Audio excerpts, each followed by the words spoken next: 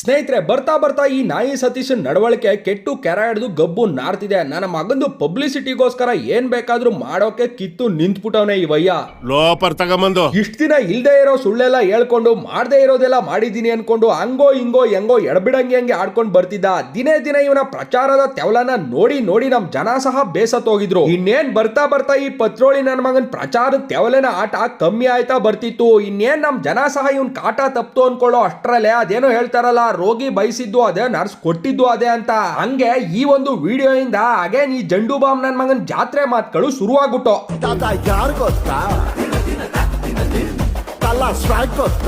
ಅಲ್ಲ ಗುರು, ಮೊದ್ಲೇ ಈ ನನ್ ಮಗ ಪ್ರಚಾರ ತಕೊಳ್ಳೋಕೆ ಅಂತಾನೆ ಪಣ ತೊಟ್ಟು ಮೂರು ಬಿಟ್ಟು ಮಾನ್ಗೆಟ್ ನಿಂತ್ಬಿಟ್ಟವನೆ ಅಂತ ಗೊತ್ತಿದ್ರು ರಜತ್ ಯಾಕೆ ಸುಮ್ನೆ ಈ ನನ್ ಮಗನ ಮಂಗನಾಟಕ್ಕೆ ರಿಯಾಕ್ಟ್ ಮಾಡಿದ್ರು ಅನ್ನೋದೇ ಗೊತ್ತಾಗ್ಲಿಲ್ಲ. ದಯವಿಟ್ಟು ಕ್ಷಮಿಸ್ಬೇಕು. ಏನ್ ಗೊತ್ತಾ ಸ್ನೇಹಿತರೆ, ಬರ್ತಾ ಬರ್ತಾ ಯಾಕೋ ಪ್ರಚಾರ ಸಿಗೋದು ಕಮ್ಮಿ ಆಗ್ತಿದೆ. ಏನ್ ಮಾಡೋದು ಅಂತ ಭಾರಿ ಯೋಚನೆ ಮಾಡಿ ಯಾವ್ದೋ ಮಂತ್ರವಾದಿ ಹತ್ರ ನಿಮ್ಮೆಣ್ ಮಂತ್ರಿಸ್ಕೊಂಡು ತೊಡೆ ಕೆಳಗಡೆ ತುರಿಕೊಂಡು ಕಾಯ್ಕೊಂಡಿದ್ದ ಅನ್ಸುತ್ತೆ. ಅದಕ್ಕೆ ಈ ವಿಡಿಯೋಗೆ ಸರಿಯಾಗಿ ರಜತ್ ರಿಯಾಕ್ಟ್ ಮಾಡ್ಬಿಟ್ರು. ಇನ್ನು ಇವನು ಇದನ್ನ ಇಲ್ಲಿಗೆ ನಿಲ್ಲಿಸ್ತಾನ? ಇಲ್ಲ, ಚಾನ್ಸೇ ಇಲ್ಲ, ನೋ ವೇ. ರಜತ್ ಇವನ್ ಮೇಲೆ ಕಂಪ್ಲೇಂಟ್ ಕೊಟ್ರು, ಈ ನಾಯಿ ಸತೀಶ ರಜತ್ ಮೇಲ್ ಕೊಟ್ಟ. ಆದ್ರೆ ಇವರಿಬ್ರು ಜಗಳದಲ್ಲಿ ಈ ಸುಕ್ಕಾಗಿರೋ ಸಲ್ಮಾನ್ ಖಾನ್ ಸುದೀಪ್ ಸರ್ ನ ಮಧ್ಯ ತಂದು ಬೇಜಾನ್ ಬಾಯಲ್ಲಿ ಬೇದಿ ಮಾಡ್ಕೊ. ನೀವೆಲ್ಲ ಈಗ ಸೋಷಿಯಲ್ ಮೀಡಿಯಾ ಬಂದ್ಮೇಲೆ ಉಟ್ಕೊಂಡಿರೋರು. ಸುದೀಪ್ ಸರ್ ಸೋಷಿಯಲ್ ಮೀಡಿಯಾ ಇಲ್ದಾಗಲೇ ಆಗರ್ಭ ಶ್ರೀಮಂತನಾದ್ರು. ತುಂಬಾ ಕಷ್ಟಪಟ್ಟು ಸ್ಟೆಪ್ ಬೈ ಸ್ಟೆಪ್ ಕಷ್ಟಪಟ್ಟು ಅವ್ರು ಈ ತರ ಮಟ್ಟಕ್ಕೆ ಬಂದಿದ್ದಾರೆ, ಇಷ್ಟೆಲ್ಲ ಸಾಧನೆ ಮಾಡಿದ್ದಾರೆ. ಸೊ ಅಂತವ್ರಿಗೆ ಇದೆಲ್ಲ ಬೇಕಿರ್ಲಿಲ್ಲ ಅಂತ ಅನ್ಸುತ್ತೆ. ಮತ್ತೆ ಸುದೀಪ್ ಸರ್ ಇದಕ್ಕೆಲ್ಲ ಮಾತನಾಡೋದಕ್ಕೂ ಆಗೋದಿಲ್ಲ. ಒಂದ್ ನಿಮಿಷ ಮೈ ಕೊಡಿ. ಈಗ ನೀವು ಸುದೀಪ್ ಸರ್ ಅಷ್ಟು ಕಷ್ಟ ಬಿದ್ದು ಹೆಸರು ಮಾಡಿದ್ದಾರೆ ಎಲ್ಲ ನೀವು ಹೇಳ್ತಾ ಇದ್ದೀರಾ. ಅವ್ರು ಎಲ್ಲಿವರೆಗೂ ಹೆಸರು ಮಾಡಿದ್ದಾರೆ? ಗೂಗಲ್ ಅಲ್ಲಿ ನಂಬರ್ 1 ಹೀರೋ ಅಂತ ಹಾಕಿದ್ರೆ ಬರ ಅಂತ ಲೆವೆಲ್ಗೆ ಆಗಿದಾರ? ಏನು ಸರ್, ಒಬ್ಬ ನಟ ಆಗಿದ್ದಾರೆ. ನಟ ಆದ್ರೆ ತಲೆ ಮೇಲೆ ಕೊಂಬಿರುತ್ತಾ? ಈಗ ನಾನ್ ನಾಯಿ ಫೀಲ್ಡ್ ಅಲ್ಲಿ ವರ್ಲ್ಡ್ಗೆ ನಂಬರ್ 1 ಅಂತ ಹೊಡೆದ್ರೆ ನಾನು ಬರ್ತೀನಿ ವರ್ಲ್ಡ್ಗೆನೆ. ಅವ್ರು ಕರ್ನಾಟಕ ಇರ್ಬೋದು, ಇಲ್ಲ ಅರ್ಧ ಇಂಡಿಯಾ ಇರ್ಬೋದು, ಆಯ್ತಾ? ಇಂಡಿಯಾಗೆ ನಂಬರ್ 1 ಹೀರೋ ಅಂತ ಹಾಕಿದ್ರೆ ಬರ್ತಾರ ಸರ್? ಸತೀಶ, ಗೂಗಲ್ ಅಲ್ಲಿ ಹೊಡೆದ್ರೆ ಸುದೀಪ್ ಸರ್ ಇಂಡಿಯಾಗೆ ನಂಬರ್ 1 ಆಕ್ಟರ್ ಅಂತ ಬರ್ದೇ ಇರ್ಬೋದು. ಆದ್ರೆ ನಿಂತರ ತಾನ್ ಮಾಡೋ ವೃತ್ತಿಯ ಬಗ್ಗೆ ಆಗ್ಲಿ, ತನಗೆ ಅನ್ನ ಹೆಸರು ಜನಪ್ರೀತಿ ತಂದ್ಕೊಟ್ಟ ಕೆಲಸದ ಬಗ್ಗೆ ಆಗ್ಲಿ ಕಚಡವಾಗಿ ಪಬ್ಲಿಕ್ ಅಲ್ಲಿ ನಿಂತ್ಕೊಂಡು ಯಾವತ್ತು ಸುದೀಪ್ ಸರ್ ಮಾತಾಡಿಲ್ಲ ಗುರು.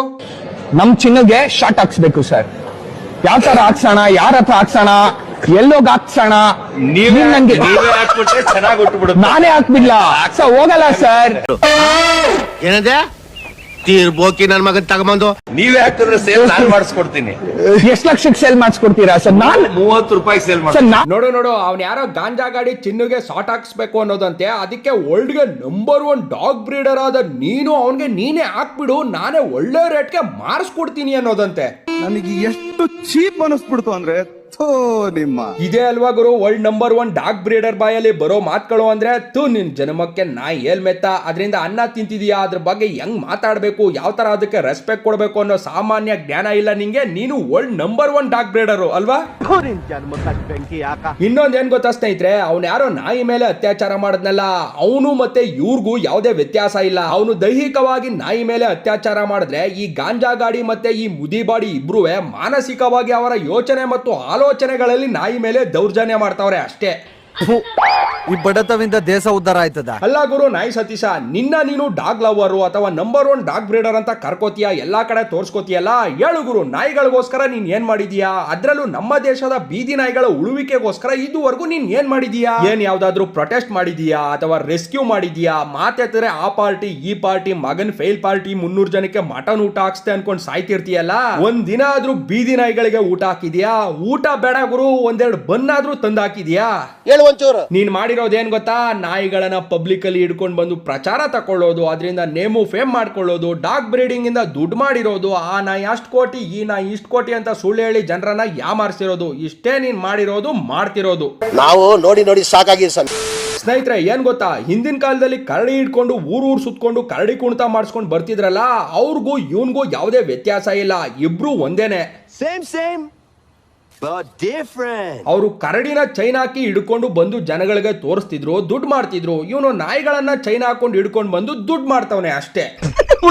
ಸ್ನೇಹಿತರೆ, ಈ ನಾಯಿ ಸತೀಶ ಹೆಂಗೆ ಅಂದ್ರೆ ಒಂಥರ ನಾಯಿ ಬಾಲ ಇದ್ದಂಗೆ, ಯಾವತ್ತೂ ನೆಟ್ಕಾಗಲ್ಲ. ಅವನ ಮೈಂಡ್ ಅಲ್ಲಿ ಅವನು ಫಿಕ್ಸ್ ಆಗ್ಬಿಟ್ಟವನೆ. ಮಾನ ಮರ್ಯಾದೆ ಹೋದ್ರೂ ಚಿಂತೆ ಇಲ್ಲ, ನಂಗೆ ಪ್ರಚಾರ ಪಬ್ಲಿಸಿಟಿ ನೇಮು ಫೇಮು ಬರಬೇಕು, ನಾನು ಯಾವಾಗ್ಲೂ ಸುದ್ದಿಯಲ್ಲಿ ಇರ್ಬೇಕು ಅಂತ. ಸೊ ಇವನು ಬರಿಗೈಯಲ್ಲಿ ಬಾತ್ರೂಮ್ ತೊಳೆಯೋ ರೋಸ್ಟ್ ವಿಡಿಯೋನ ಮಾಡಿದ್ದೆ, ಆದ್ರೆ ಅದು ಯಾಕೋ ಜಾಸ್ತಿ ವ್ಯೂಸ್ ಹೋಗಿರ್ಲಿಲ್ಲ. ನಿಮ್ಮಲ್ಲಿ ತುಂಬಾ ಜನ ಅದನ್ನ ನೋಡಿರ್ಲಿಲ್ಲ ಅನ್ಸುತ್ತೆ. ಇವಾಗ ಅದನ್ನ ಇಲ್ಲಿ ಆಡ್ ಮಾಡ್ತಾ ಇದ್ದೀನಿ. ನೋಡಿಲ್ಲ ಅಂದ್ರೆ ಇನ್ನೊಂದ್ಸಲ ನೋಡಿ, ಆಲ್ರೆಡಿ ನೋಡಿದ್ರು ಸಹ ಇನ್ನೊಂದ್ಸಲ ನೋಡಿ. ಹೆಣ್ಣು ನನಗೆ ಡಾಕ್ಟರ್ಗಳು ಇಂಜಿನಿಯರ್ಗಳು ಒಪ್ತಿರ್ತಾರೆ. ಏನಕ್ಕಂದ್ರೆ ಅಷ್ಟು ಸ್ಮಾರ್ಟ್ ಆಗಿರ್ತೀನಿ. ಕಾಲೇಜ್ ಲೈಫಲ್ಲಂತೂ ಅಮೀರ್ ಖಾನ್ ಅಂತಾನೆ ಕರೆಯೋರು. ಹಬ್ಬ ಅವಾಗ ನೋಡೋಕೆ ಅಮೀರ್ ಖಾನ್ ಇದ್ದಂಗಿದ್ನಂತೆ. ಸುಂದರ, ಅತಿ ಸುಂದರ. ಸುಂದರ ಅಲ್ಲ, ಒಳ್ಳೆ ಸೀದೋಗಿರೋ ಚಂದ್ರ ಇದ್ದಂಗಿದ್ಯಾ, ನೀನು ಅಮೀರ್ ಖಾನ್ ತರ ಇದ್ದ.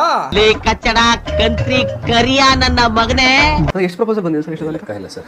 ಓಕೆ, ಅಂದಾಜು ಸರ್?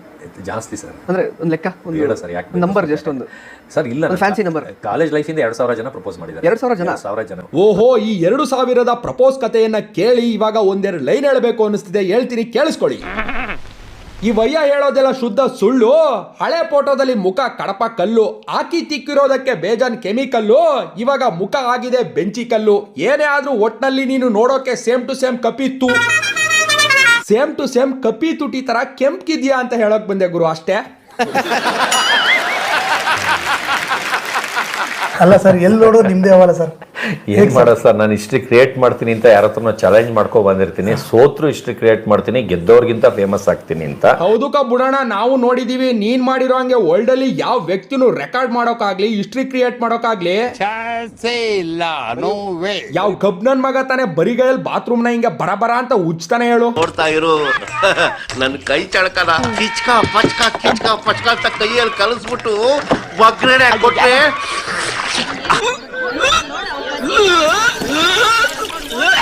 ಆದ್ರೂ ಅದೇನ್ ಗುರುವೆ, ಆ ಲೆವೆಲ್ಗೆ ಉತ್ತಾ ಇದೆಯಲ್ಲ, ನಿಂದೇನ್ ಕೈಯ ಇಲ್ಲ ಕಾಯಿ ಗುಂಜ.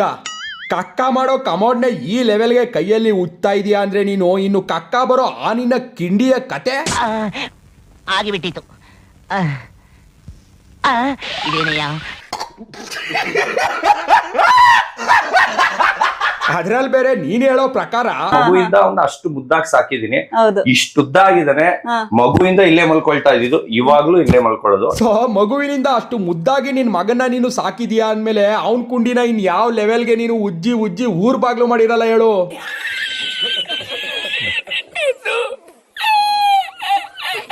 ಲೋ ನಾಯಣ್ಣ, ನಿನ್ನ ಮತ್ತು ನಿನ್ ಮಗನ ಬಗ್ಗೆ ಒಂದೆರಡು ಲೈನ್ ಹೇಳ್ಬೇಕು ಅನಿಸ್ತಿದೆ, ಹೇಳ್ತೀನಿ ಕೇಳಿಸ್ಕೋ. ವಯಸ್ಸಾದ್ರೆ ನೋವುತ್ತೆ ಮಂಡಿ, ಡಿಸೆಂಬರ್ ಬಂದ್ರೆ ತಂಡಿ, ಉಜ್ಜಿ ದೊಡ್ಡದಾಗಿರುತ್ತೆ ಆ ನಿನ್ನ ಕಿಂಡಿ, ತೊಳೆದು ನಿನ್ನ ಮಗನ ಕುಂಡಿ ಆಗಿರುತ್ತೆ ರೋಡ್ ಸೈಡ್ ಗುಂಡಿ. ಒಟ್ನಲ್ಲಿ ಅಪ್ಪ ಮಕ್ಕಳದ್ ಇಬ್ರದುವೆ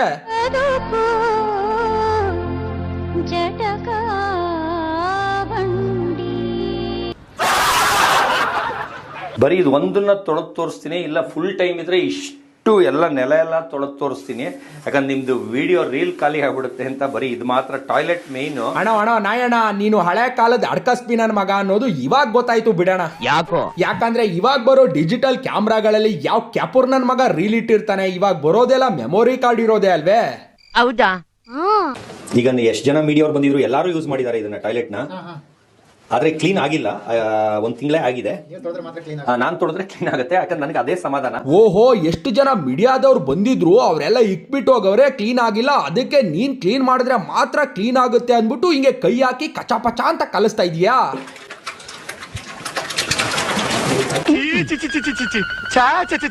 ಮಿಸ್ಟರ್ ಪುಂಗೇಶ್ ಅವ್ರೆ, ಈ ತರ ಕೂಳ್ ತಿನ್ನೋ ಕೈಯಲ್ಲಿ ಕಮೋಡ್ ತೊಳಿತಿದ್ದೀರಲ್ಲ, ಅದಕ್ಕೆ ನೋಡ್ದವ್ರೆಲ್ಲ ನೆಗೆಟಿವ್ ಆಗಿ ಕಮೆಂಟ್ ಆಗ್ತವ್ರೆ ಅಂತ ಹೇಳಿದ್ರೆ ನಮ್ ನಾಯಣ್ಣ ಹೇಳೋದೇನ್ ಗೊತ್ತಾ? ನಾನು ಬರ್ಲಿ ಅಂತಾನೆ ಮಾಡಿದ್ದು ಸರ್. ಯಾಕಂದ್ರೆ ಅದಕ್ಕಿಂತ ಮುಂಚೆ ಎಲ್ಲಾ ಮೀಡಿಯಾವರು ನಾನು ಬೇಕಾದ್ರೆ ಕೈಯಲ್ಲಿ ತೊಳೆದು ತೋರಿಸ್ತೀನಿ ಟಾಯ್ಲೆಟ್ ನ. ಆದ್ರೆ ಏನ್ರಿ ಕೈಯಲ್ಲಿ ಏನು ಸೋಪ್ ಹಾಕೊಂಡು ತೊಳೆದ್ರೆ ಹೊಡೋಗ್ಬಿಡಲ್ಲ ಸರ್, ಏನೋ ಸೌದೋಗುತ್ತಾ ಸರ್? ಇಲ್ಲ ಏನಾದ್ರು ಅವಮಾನನ ಸರ್? ಎಲ್ಲ ಬಡವರು ಬಿಬಿಎಂಪಿ ಅವರು ಎಲ್ಲಾರನ್ನು ಕರ್ಸಿ ಅವ್ರಿಗೆ ದುಡ್ಡು ಕೊಟ್ಟು ತೊಳಿಸ್ತೀವಿ. ಅವರು ಮನುಷ್ಯರೇ, ನಾನು ಮನುಷ್ಯರೇ. ಅರ್ಥ ಮಾಡ್ಕೊಳ್ಳಿ, ಇದನ್ನ ಡೌನ್ ಟು ಅರ್ತ್ ಅಂತ ಅನ್ಕೋಬೇಕು ಹೊರತು. ಓಹೋ, ಬರೀ ಕೈಯಲ್ಲಿ ಕಕ್ಕ ತೊಳೆದ್ರೆ ಡೌನ್ ಟು ಅರ್ತ್ ಅನ್ಕೋಬೇಕಾ? ಒಂದ್ ಕೆಲಸ ಮಾಡಿ ಗುರು, ನೆಕ್ಸ್ಟ್ ಟೈಮು ಕೈಯಲ್ಲೆಲ್ಲ ನಾಲ್ಗೆ ಹಾಕೊಂಡು ನೆಕ್ ಬಿಡು, ಡೌನ್ ಟು ಯೂನಿವರ್ಸ್ ಅನ್ಕೋತಾರೆ. ಏನ್ ಗೊತ್ತಾ ಸ್ನೇಹಿತರೆ, ಈ ಮುದ್ರಡ್ಡ ನನ್ನ ಮಗನಿಗೆ ಮುಖ್ಯವಾಗಿ ಬೇಕಾಗಿರೋದು ವೈರಲ್ ಆಗ್ಬೇಕು, ಟ್ರೋಲ್ ಆಗ್ಬೇಕು, ಪಬ್ಲಿಸಿಟಿ ಸಿಗ್ಬೇಕು ಅಂತ. ಅದಕ್ಕೆ ಹಿಂಗೆ ಇಲ್ದೇ ಇರೋದೆಲ್ಲ ಮಾಡ್ಕೊಂಡು ಮಾನ್ಗೆಟ್ಟವನಂಗ್ ಆಡ್ತಿರ್ತಾನೆ. ಜನ್ಮಕ್ಕೆ ಹೋಗೋ. ಲೋ ನಾಯಣ್ಣ, ಒಂದ್ ಕೆಲಸ ಮಾಡು, ಅವಾಗ್ಲೇ ಹೇಳದ್ನಲ್ಲ ಹಂಗೆ ಬರೀ ಕೈಯಲ್ಲಿ ತೊಳೆದ್ರೆ ವೈರಲ್ ಆಗ್ತೀಯ ಅಷ್ಟೇ. ಅದ್ರ ಬದಲು ನೆಕ್ಸ್ಟ್ ಟೈಮ್ ಇಂಟರ್ವ್ಯೂ ಮಾಡೋರು ಬಂದು ಇಕ್ಬಿಟ್ಟು ಹೋದ್ರೆ ಆ ಕಮೋಡ್ನ ನಾಲ್ಗೆ ಹಾಕೊಂಡು ಚೆನ್ನಾಗಿ ನೆಕ್ಬಿಡು, ವೈರಲ್ ಆಗೋದೇನು, ಅದ್ರ ಜೊತೆಗೆ ಪಬ್ಲಿಸಿಟಿ, ಪಾಪ್ಯುಲಾರಿಟಿ ಎಲ್ಲ ಬಂದ್ಬಿಡುತ್ತೆ. ಸರ್, ನನಗೆ ಹೈಯೆಸ್ಟ್ ಗಿಫ್ಟ್ ಬಂದ್ರೆ 25 ಲಕ್ಷದವರೆಗೂ ಬಂದಿದೆ ಸರ್. ಬರ್ಡೇಗೆ ಎವ್ರಿ ಇಯರ್ ಬರ್ಡೇ ಮಾಡ್ತೀನಿ. ಒಂದು ಐಟಮ್ ಸರ್, ಒಂದು ಐಟಮ್ 25 ಲಕ್ಷ.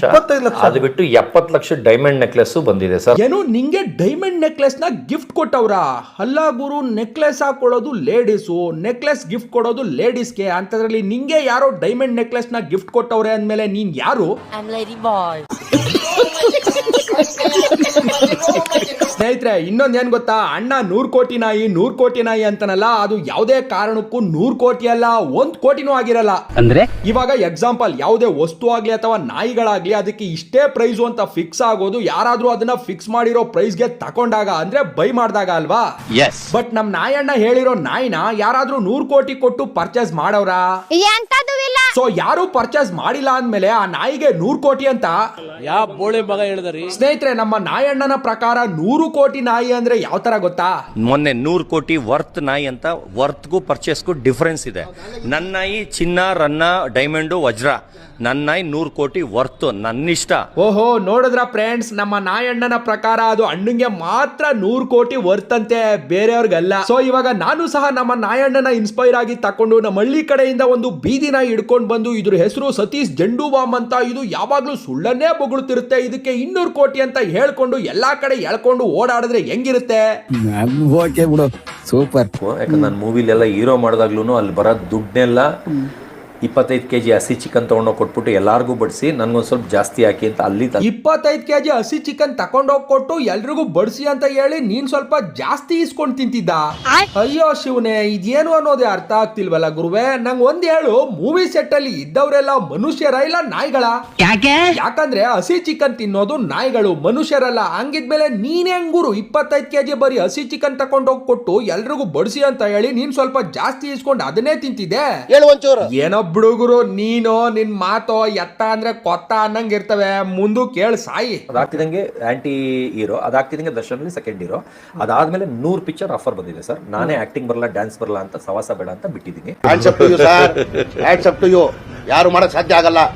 ಆದ್ರೆ ನನ್ನ ಮಗನ್ನ ಇಂಡಿಯಾಗೆ ನಂಬರ್ 2 ಹೀರೋ ಮಾಡ್ತೀನಿ. ಕನ್ನಡ, ತಮಿಳ್, ತೆಲುಗು, ಹಿಂದಿ ಎಲ್ಲದಕ್ಕೂ ಸೇರಿಸಿ ಇಂಡಿಯಾಗೆ ನಂಬರ್ 2 ಹೀರೋ ಮಾಡ್ತೀನಿ. ತೊತ್ತರಿಕೆ ಸ್ನೇಹಿತರೆ, ಎಲ್ಲಾ ಕಡೆ ಈ ನಮ್ ನಾಯಣ್ಣ ಅವನ ಮಗ ಮರ್ನಾಯಣ್ಣನ ನಂಬರ್ 2 ಆಕ್ಟರ್ ಮಾಡ್ತೀನಿ, ನಂಬರ್ 2 ಆಕ್ಟರ್ ಮಾಡ್ತೀನಿ ಅಂತ ಹೇಳ್ಕೊಂಡ್ ಬರೋದು ಯಾಕೆ ಗೊತ್ತಾ? ಗೊತ್ತಿಲ್ಲ. ಯಾಕಂದ್ರೆ ಈ ಮಟ್ಟಕ್ಕೆ ಡೌಡಸ್ ಆಗಿ ಡಿಂಗ್ರಿ ಬಿಲ್ಲಿ ಆಕ್ಟಿಂಗ್ ಮಾಡೋದ್ರಲ್ಲಿ ನಮ್ ನಾಯಣ್ಣನೇ ನಂಬರ್ 1. ಸೊ ಅದಕ್ಕೆ ಅಪ್ಪ ನಂಬರ್ 1 ಆಕ್ಟರ್ ಆದ್ರೆ ಮಗ ನಂಬರ್ 2 ಆಕ್ಟರ್. ಅದಕ್ಕೇನೆ ಎಲ್ಲಾ ಕಡೆ ನಂಬರ್ 2 ಆಕ್ಟರ್ ಮಾಡ್ತೀನಿ, ನಂಬರ್ 2 ಆಕ್ಟರ್ ಮಾಡ್ತೀನಿ ಅಂತ ಹೇಳ್ಕೊಂಡ್ ಬರ್ತಿರೋದು. ಅದಲ್ದೆ ನಂಬರ್ 1 ಆಕ್ಟರ್ ರೇಸ್ ಅಲ್ಲಿ ನಮ್ ರಕ್ಷಕ್ ಕಣ್ಣ ಕೂಡ ಅವ್ರನ್ನ ಬೀಟ್ ಮಾಡಬೇಕು ಅಂದ್ರೆ ಬಾಡಿಲಿ ಬೋಟಿ, ಕಲಿಜಾ, ಲಿವರ್, ಗುಂಡ್ಕಾಯಿ ಜೊತೆಗೆ ರಾಜಾ ಸ್ಪೆಷಲ್ ಕೂಡ ಇರಬೇಕು. ಸ್ನೇಹಿತರೆ, ನನ್ನ ಪ್ರೋಮೋ ಕೋಡ್ ಹಾಕಿ ಪಾಕೆಟ್ ಬ್ರೋಕರ್ ಗೆ ರಿಜಿಸ್ಟರ್ ಆಗಿ ನಿಮ್ಮ ಫಸ್ಟ್ ಡೆಪಾಸಿಟ್ ಗೆ 100% ಬೋನಸ್ ಸಿಗುತ್ತೆ. ಹಾಗೆ ಈ ಪ್ಲಾಟ್ಫಾರ್ಮ್ ಅಲ್ಲಿ ಬರೋ ಎಲ್ಲಾ ಫೀಚರ್ಸ್ ನ ಟ್ರೈ ಮಾಡಿ, ಬೋನಸ್ ಲಿಮಿಟೆಡ್ ಟೈಮ್ ಮಾತ್ರ ಇರುತ್ತೆ. ಸ್ನೇಹಿತರೆ, ಈ ವಿಡಿಯೋ ಇಲ್ಲಿಗೆ ಮುಕ್ತಾಯವಾಯ್ತು. ನಿಮ್ಮ ಭೇಟಿ ಮುಂದಿನ ವಿಡಿಯೋದಲ್ಲಿ ಅಂತ ಹೇಳ್ತಾ ಈ ವಿಡಿಯೋನ ಮುಗಿಸ್ತಾ ಇದ್ದೀನಿ. ಅದಕ್ಕೂ ಮೊದಲು ನಾವು ಯಾವಾಗ್ಲೂ ಕೊನೆಯಲ್ಲಿ ಹೇಳೋದನ್ನ ಹೇಳಲೇಬೇಕು ಅಲ್ವಾ? ನನ್ನ ವಿಡಿಯೋ ನೋಡಿ ಉರ್ಕೊಂಡು ಬಂದು ಕಮೆಂಟ್ ಅಲ್ಲಿ ಕಕ್ಕ ಮಾಡಿದ್ರೆ ನನ್ನ ಈ ವಿಡಿಯೋ ಸ್ವಲ್ಪ ಆದ್ರೂ ಇಷ್ಟ ಆದ್ರೆ ಲೈಕ್ ಮಾಡಿ, ಶೇರ್ ಮಾಡಿ, ಕಮೆಂಟ್ ಮಾಡಿ. ಹಾಗೆ ನಮ್ಮ ಕ್ರಿಯೇಟಿವ್ ಕನ್ನಡಿಗ ಯೂಟ್ಯೂಬ್ ಚಾನಲ್ ಗೆ ಸಬ್ಸ್ಕ್ರೈಬ್ ಆಗಿ ಪಕ್ಕದಲ್ಲಿರೋ ಬೆಲ್ ಐಕಾನ್ ಕ್ಲಿಕ್ ಮಾಡಿ. ಅದನ್ನ ಕ್ಲಿಕ್ ಮಾಡೋದ್ರಿಂದ ನಾವು ಪೋಸ್ಟ್ ಮಾಡೋ ಪ್ರತಿ ಒಂದು ವಿಡಿಯೋ ನೋಟಿಫಿಕೇಶನ್ ಕೂಡ ನಿಮ್ಮ ಮೊಬೈಲ್ಗೆ ಡೈರೆಕ್ಟ್ ಆಗಿ ಬರುತ್ತೆ. ಧನ್ಯವಾದಗಳು. ಜನರಿಂದ ನನ್ನ ಮೇಲೆ ಬಂದೆ, ಜನರನ್ನೇ ನನ್ನ ದೇವರೆಂದೇ.